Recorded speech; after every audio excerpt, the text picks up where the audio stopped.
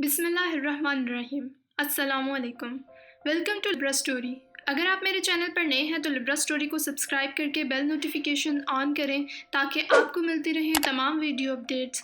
اب آپ مجھے لبرا اسٹوری فیس بک پر بھی فالو کر سکتے ہیں۔ تو چلیے آج کی اس کہانی کی طرف۔ ہمارے پڑوسی میں ایک انکل ٹیچر تھے۔ تنخواہ تھوڑی کم تھی لیکن بہت ہی دیانتدار اور شریف آدمی تھے، اسی لیے تمام محلے والے ان کی عزت کرتے تھے۔ ان کا مکان چھوٹا سا تھا، 3 مرلے، جس میں صرف 2 کمرے اور صحن صرف اتنا تھا کہ بمشکل 4 چارپائیاں آتی تھیں۔ انکل کے 8 بچے تھے، 6 بیٹیاں اور 2 بیٹے۔ بیٹے ابھی چھوٹے تھے اور پرائمری اسکول میں پڑھنے جاتے تھے۔ ماسٹر صاحب کے ریٹائرمنٹ کے دن قریب آ گئے تھے۔ انہیں اپنی 2 لڑکیوں کی شادی کی فکر تھی کیونکہ 4 لڑکیوں کی شادی ہو چکی تھی، لیکن ان کی شادی پر ہونے والے اخراجات نے انکل کی کمر توڑ دی تھی۔ ان کی شادی پہ لیے جانے والے قرض اتنے زیادہ تھے کہ انکل پریشان تھے اور سوچتے تھے کہ ریٹائرمنٹ پر جو رقم ملے گی اس سے وہ قرض ادا کر دیں گے، لیکن ریٹائرمنٹ سے پہلے ہی ماسٹر صاحب دل کا دورہ پڑا اور وہ انتقال کر گئے۔ ان کی اچانک وفات سے سب کو بہت صدمہ ہوا۔ گھر میں 5 افراد تھے لیکن کمانے والا کوئی نہیں۔ زرعی زمین اتنی چھوٹی تھی کہ بغیر رکھوالی کے گھر میں پیداوار پہنچنا مشکل تھی اور رکھوالا اللہ کو پیارا ہو چکا تھا۔ ماسٹر صاحب کی 5ویں بیٹی کا نام عائشہ تھا۔ وہ بہت حساس تھی۔ باپ کے مرنے کے بعد اس نے ایسا صدمہ لیا کہ رو رو کر خود کو ہلکان رکھتی تھی۔ وہ میری کلاس فیلو اور بچپن سے پڑوس میں رہتی تھی۔ میں روز اس کی دلجوئی کرنے اس کے گھر چلے جاتی۔ میں اسے سمجھاتی کہ اگر تم دل ہار جاؤ گی تو تمہارے چھوٹے بہن بھائیوں کا کیا ہوگا؟ تمہاری بیچاری والدہ کس کی طرف دیکھیں گی؟ تم حوصلے سے کام لو اور اپنے کنبے کی باغ دوڑ سنبھال لو۔ تمہارے بھائی ابھی بہت چھوٹے اور نادان ہیں تو گھر کی ذمہ داری ابھی تم پر ہی ہے۔ میرے احساس دلانے پر اسے حالات کی سنگینیت کا احساس ہوا۔ اس کی بڑی بہنیں تو شادی شدہ تھیں لیکن ان کی شادی بھی کسی بڑے گھرانے میں نہ ہوئی تھی کہ اپنی وہ بیوہ ماں اور یتیم بہن بھائیوں کی مالی مدد کر سکتی، بلکہ وہ روز اپنے بچوں کو لے کر ماں کے گھر آ جاتی اور اس کے اخراجات بھی ماں کو ہی اٹھانے پڑتے تھے۔ کبھی ایک اپنے بچے کے ساتھ آ جاتی تو کبھی دوسری 2 دن کے لیے رک جاتی۔ اس طرح چاروں باری باری آ جایا کرتی تھیں۔ اگر بیٹیاں نہ آتی تھیں تو ان کے شوہر بچوں لے کر آ جاتے اور کہتے کہ بچے ضد کر رہے تھے کہ نانی کی طرف جانا ہے۔ یوں یہ چاروں بہنیں اپنی ماں اور چھوٹی بہن بھائیوں کو ایک لمحہ بھی سکون کا نہ لینے دیتی تھیں۔ گھر میں ہر وقت میلے کا سما سا رہتا تھا جس کی وجہ سے ان کی پڑھائی بھی متاثر ہوتی تھی۔ یہ بہنیں مالی امداد کیا کرتی، الٹا ماں کو مقروض کر جاتی۔ بچے نقصان بھی کرتے، کبھی پانی کی ٹینکی خالی کر دیتے تو کبھی پانی بہاتے، کبھی صابن استعمال کرتے تو کبھی ٹافیاں مانگتے، کبھی عمدہ چیزیں مانگتے، کسی کو چاول کھانے ہیں تو کسی کو سوئیاں۔ یہ سب چیزیں مفت تو نہیں آ جاتی۔ عائشہ کی چاروں بہنیں اپنے گھر کے پاس میں ہی رہتی تھیں لیکن جب وہ ماں سے ملنے آتی تھی تو واپس جانے کا نام ہی نہ لیتی تھیں۔ سچ ہے کہ مائکہ دور ہو یا نزدیک، ماں باپ جب تک زندہ رہیں لڑکیوں کے لیے مائکے کی کشش باقی رہتی ہے۔ عائشہ یہ کبھی نہ سمجھ پائی تھی کہ وہ بہنیں اپنی ماں کے لیے آتی ہیں یا اپنے چھوٹے بہن بھائیوں کے لیے، تاکہ ان کے بچوں کے ساتھ ان کی ماں کا دل بہلتا رہے۔ خیر، جب تک ماسٹر صاحب زندہ تھے وہ اپنی شادی شدہ بیٹیاں اور ان کے بچوں کی وجہ سے پریشان نہ ہوتے تھے۔ وہ کہتے تھے کہ بیٹیاں اگر مائکے نہ جائیں گی تو کہاں جائیں گی، اور ماسٹر صاحب وہ خرچے پورے کرتے تھے۔ اب عائشہ پر اپنی بہنوں اور اس کے بچوں کے اخراجات کھلنے لگے تھے۔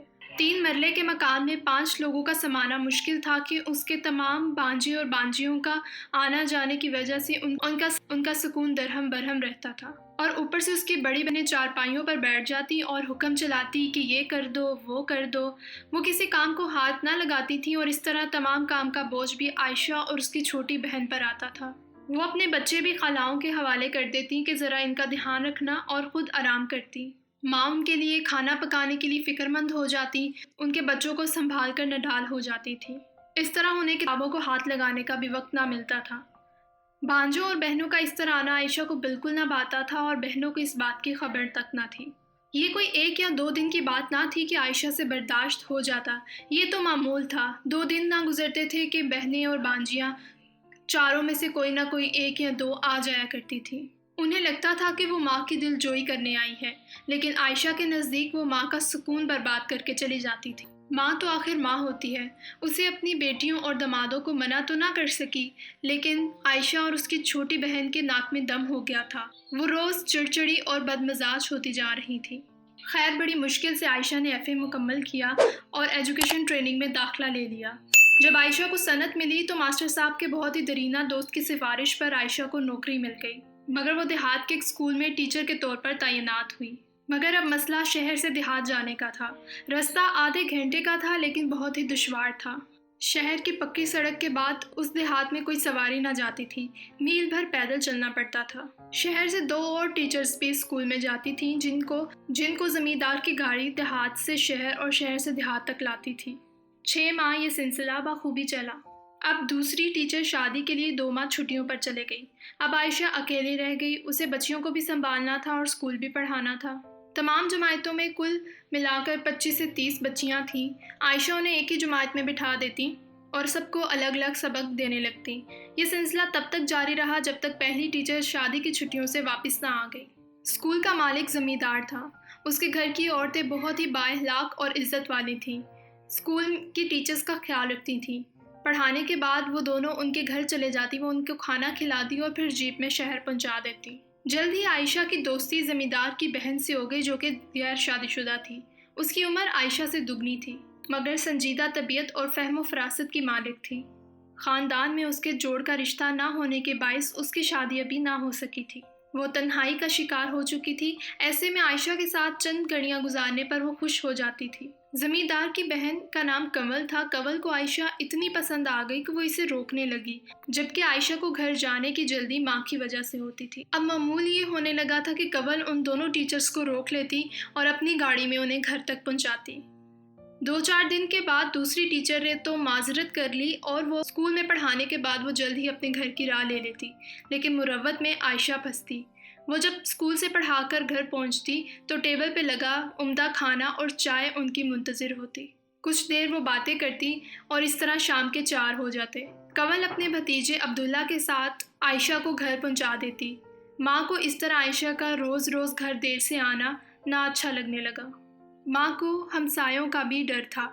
ماں نے عائشہ سے اصرار کیا کہ تم یہ نوکری چھوڑ دو، تو عائشہ نے ماں کا یہ خدشہ کنول بی بی سے ظاہر کیا۔ یہ سن کر کنول نے عبداللہ اور اس کی ماں کو عائشہ کے گھر بھیجا اور وہ عائشہ کی ماں سے کہنے لگے کہ ہمیں عائشہ پسند ہے، ہم آپ سے رشتے کی درخواست کرتے ہیں۔ عائشہ کی ماں نے ان عورتوں کی بہت آؤ بھگت کی، معذرت کی کہ میں عائشہ کی شادی کسی غیر خاندان میں نہیں کر سکتی، بیٹی کی شادی خاندان میں ہی کروں گی، اور بڑوں سے مشورے کیے بغیر وہ مجھے غیر خاندان میں اجازت نہیں دیں گے۔ ہم آپ کے بڑوں کو منا لیں گے۔ نہیں، وہ نہیں مانیں گے، ضرورت نہیں، بہتر ہے کہ آپ یہ مدعا کسی سے بھی بیان نہ کریں، ورنہ وہ عائشہ کی ملازمت چھڑوا دیں گے اور ہمارے گھر کی دال روٹی کیسے چلے گی؟ یہ تو انکار کی کوئی وجہ نہیں ہو سکتی، وہ لوگ تو آپ کی کفالت نہیں کرتے۔ ہم نے امیری اور غریبی کا فرق ختم کر دیا ہے کیونکہ ہمیں آپ کی بیٹی پسند آ گئی ہے۔ عورتوں کے اس جواب پر عائشہ کی ماں نے کہا کہ آپ مجھے کچھ مہلت دیں کہ میں اپنے دمادوں اپنی بیٹیوں کو اعتماد میں لے لوں۔ ہاں، آپ سوچ لیں، ہم دوبارہ آ جائیں گے۔ وہ یہ کہہ کر تو چلی گئی لیکن عائشہ کی ماں کو سوچوں کے سمندروں میں دھکا دے گئی۔ صاف ظاہر تھا جس لڑکے کا رشتہ مانگنے آئی ہیں اس نے عائشہ کو خود پسند کیا تھا، کیونکہ ان کا اور ماسٹر صاحب کے خاندان کا تو کوئی جوڑ ہی نہ تھا۔ ماں یہ سوچتی تھی کہ اگر لڑکی پسند بھی آ جائے تو غریب خاندان میں رشتہ کرتے وقت وہ 1000 بار سوچتے ہیں۔ عبداللہ زمیندار کا اکلوتا بیٹا ہے، وہ اس کی خوشی کو پسے پشت نہیں ڈال سکتے۔ عائشہ کی ماں نے تو یہاں تک سوچ لیا تھا کہ انہوں نے اپنے بیٹے کی خوشی کے لیے رشتے مانگنے کے لیے تیار ہو گئے ہیں۔ چند دن کے بعد جب عائشہ دل سے اتر جائے گی تو وہ دوسری شادی کروا دیں گے۔ عائشہ کی ماں یہی سوچتی رہتی تھی کہ اگر رشتہ کر لوں تو ان کے معیار کے مطابق شادی کیسے کر پاؤں گی، داماد کے معیار کے مطابق اس کی آؤ بھگت کے لیے کیسے ضروری لوازمات پیش کر پاؤں گی۔ عائشہ دل سے چاہتی تھی کہ اس کا رشتہ عبداللہ سے ہو جائے۔ وہ اپنی بہنوں کے تنگ رویے اور اس طرح آنے جانے سے تنگ آ گئی تھی۔ اسے غربت ستانے لگی تھی۔ اسے زمیندار کے گھر میں بیاہ کر جانا تھا۔ عبداللہ کئی بار اسے اسکول سے واپسی پہ گھر چھوڑنے آیا تھا۔ راستے میں جو ان سے باتیں ہوتی تھی اس میں انہوں نے ایک دوسرے کو پسند کر لیا تھا۔ وہ جلد سے جلد اپنے اس بے سکون گھر سے نکلنا چاہتی تھی۔ اتنے امیر گھر کا رشتہ تو نصیبوں سے ملتا ہے، نہ جانے ماں کیا سوچ رہی ہے۔ عائشہ نے مجھ سے کہا کہ تم امی سے بات کرو کہ آخر انہیں اس رشتے میں کیا خرابی نظر آتی ہے۔ دن رات ہم بے سکون رہتے ہیں۔ ہماری بہنیں ہمیں بے سکون کیے ہوئے ہیں۔ گھر کا ماحول مجھے پریشان کرتا ہے، میں سکون سے رہنا چاہتی ہوں۔ اب ایسی جگہ جانا چاہتی ہوں جہاں بندہ کم از کم دال روٹی کی فکر سے تو آزاد ہو۔ آج کے ساتھ کل کی فکر تو نہ رہے گی۔ بالکل خالہ جی، نہ جانے کیا سوچ رہی ہیں۔ اس طرح کے رشتے تو ہم جیسی لڑکیوں کے لیے آنا نعمت ہے۔ زمیندار کی عورتیں کئی بار گھر میں آتی رہیں، لیکن خالہ جان نے فراست سے کام نہ لیا اور انہیں منع کرتی رہیں۔ پھر ایک دن ایک ایسا واقعہ رونما ہوا۔ ایک دن عائشہ جب اسکول پڑھانے گئی تو گھر واپس نہ آئی۔ ماں سارا دن انتظار کرتی رہی، حتیٰ کہ دن سے رات ہو گئی۔ ماں کو بہت دھچکا لگا۔ وہ ہمارے گھر آئی تو میری امی سے کہنے لگی کہ بہن، میری بیٹی ابھی تک اسکول سے گھر نہیں آئی، ضرور میری بیٹی کو کوئی حادثہ پیش آ گیا ہے۔ مجھے لگتا ہے کہ ان زمینداروں نے عائشہ کے ساتھ کچھ کیا ہے۔ میں ہی بے وقوف تھی۔ کاش میں اس طرح نہ کرتی اور انہیں ہاں کر دیتی تو آج میری بچی کے ساتھ یہ سب نہ ہوتا۔ ہاں بہن، اگر تم نے ہاں کی ہوتی تو عزت سے تمہاری بیٹی رخصت ہوتی۔ بڑے لوگ نہ برداشت نہیں کرتے۔ اب بیٹی بھی گئی اور بدنامی کا داغ بھی لگ گیا۔ ایک ہفتہ گزر گیا اور عائشہ کی ماں کو غشی کے دورے پڑنے لگے۔ وہ روتی رہتی اور میری ماں سے حال بیان کرتی رہتی اور میری ماں چپ کر کے سنتی رہتی۔ عائشہ کی ماں سوچتی کہ نہ جانے عائشہ پہ کیا بیت رہی ہے۔ محلے والے اب عائشہ کا پوچھنے لگے تھے۔ جب کوئی میری ماں سے بھی پوچھتا تو میری اماں کہتی کہ عائشہ کی شادی ہو گئی ہے، تو محلے والے حیرانگی سے کہتے کہ نہ کوئی بارات آئی نہ کوئی شادی بجے، تو عائشہ کیسے شادی شدہ ہو گئی؟ سب کے منہ پر صرف ایک ہی بات تھی کہ عائشہ گھر سے بھاگ گئی ہے۔ یہ گھر محلے کا بہت ہی عزت دار اور نامی گرامی تھا اور غریب ہونے کی وجہ سے سب میں معتبر بھی تھا، لیکن اتنے سالوں کی محنت آج خاک میں مل گئی۔ سب سے زیادہ شامت عائشہ سے چھوٹی بہن پر آئی کہ اسے اب کالج جانے کی بھی اجازت نہ ملی۔ اس کے ساتھ پڑھنے والی لڑکیاں اس سے روز پوچھتی کہ تمہاری بہن کیا واقعی بھاگ گئی ہے؟ عائشہ کیا واقعی یہاں سے چلی گئی ہے؟ انہوں نے اس کا جینا مرنا حرام کیا ہوا تھا۔ عائشہ کو گھر سے گئے ہوئے 7 برس بیت چکے تھے۔ اس کے گھر نے عائشہ کو اپنے لیے مرا ہوا سمجھا، لیکن ایک دن میں نے اسے ریلوے اسٹیشن پر دیکھا۔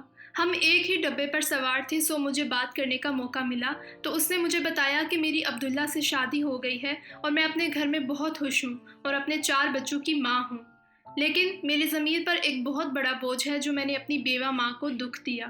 میں نے اپنی ماں کو تب چھوڑا جب اس کو میری سب سے زیادہ ضرورت تھی۔ میرا دکھ کوئی نہیں سمجھ سکتا۔ جب سے میکے سے میرا تعلق ٹوٹا ہے، میں ایک دن بھی سکون سے نہیں رہی۔ میں نے نہیں سوچا کہ میری چھوٹی بہن جو ابھی غیر شادی شدہ ہے، اس کا مستقبل کیا ہوگا۔ میرے بھائیوں سے کوئی پوچھے گا کیا واقعی تمہاری بہن بھاگ گئی ہے؟ میں نے اپنی ماں کی بھی عزت کی پرواہ نہ کی اور اس کی دھجیاں اڑا دیں۔ میں آج بھی ایک دن سکون سے نہیں سو پائی۔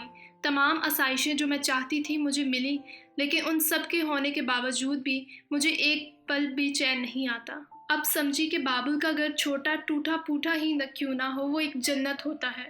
میری بڑی بہنیں شادی شدہ اور اپنے گھر میں خوش ہونے کے باوجود ہمارے گھر کیوں آیا کرتی تھی، میں اب جانوں۔ ماں جو تپتی دھوپ میں بھی اولاد کو چھاؤں دیتی ہے، میں نے اس ماں کو بہت دکھ دیا ہے۔ میں شکر ادا کرتی ہوں کہ مجھے بہت اچھا سسرال اور پیار کرنے والا شوہر ملا۔ میرے بچوں کو تمام آسائشیں ملی ہیں، لیکن میں جب اپنے یتیم بھائیوں، غیر شادی شدہ بہن اور اپنی ماں کے بارے میں سوچتی ہوں تو میرے دل میں ایک ٹیس سی اٹھتی ہے کہ میں نے اپنی شفیق ماں کو کتنا بڑا دکھ دیا ہے۔ میں نے اپنے سکون اور تمام آسائشوں کے لیے ان کی پرواہ نہ کی اور انہیں اس حال میں چھوڑ دیا۔